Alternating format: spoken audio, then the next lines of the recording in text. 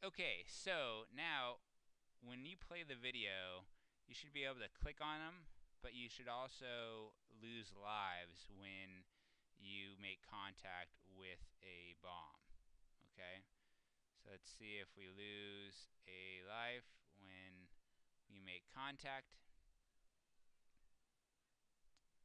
And then if you lose all your lives, the game will end, right? Great. It loses a life each time it hits the bomb. You lose a life, and then you jump back to the original starting position. So let's go, and now we don't have any ball, right? So we can keep on clicking these balls and get to the next room, which is great, but we need to insert the balls into the next two rooms. So let's do that. Let's go to rooms. Let's go to room 1. And wrong. There we go. Sorry about that. Let's go to rooms and go to room 1.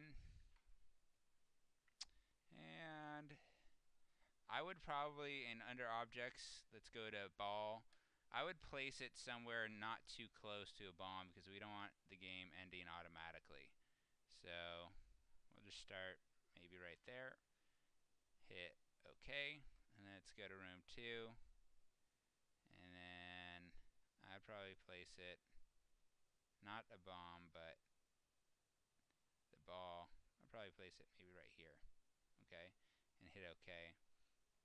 Now, when we have the balls in all the rooms, you should be able to play them, and if you get all of them, you should win. Now, let's take a look. We have 2 lives right here, and that looks good. And then if we click, look what happens. I had 2 lives remaining, but only 1 bomb. And what happened is that it destroyed the bomb, but it still doesn't recognize that I won, right? So we need to change that up just a little bit in our events and in our actions.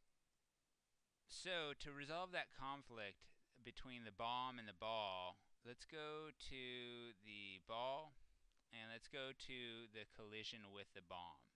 So our problem is if I have 2 lives or 3 lives left and I collide with the ball, it's not going to win the game for me, right? And that should, no matter how many lives I have remaining. So let's go ahead and let's create a test instance count. And we'll just put it maybe right down here. And we're going to check to see if there are no bombs left, right? So after they collide and after it destroys the instance, so after it destroys the bomb, if there's no bombs left, right, number 0 equal to 0, right, what we want to do is we want to, let's see, we want to go to the next room if it exists. So where it says check. So we want to check if the room exists. If it does,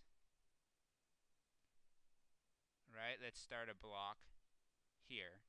If the room exists, we want to go to the room, right?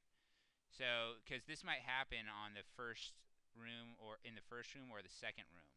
So if it goes to 0, if the bombs are 0, we need to check if it goes into the next room.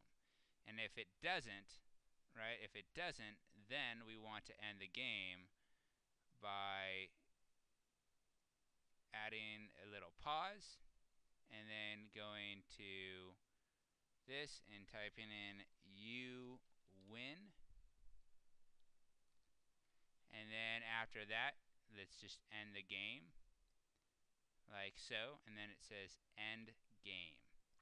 And the last thing we want to do is we probably want to put this in box 2, that if the room exists, place a start block right here, and let's end it right here. So if it doesn't, you're going to jump to the start position.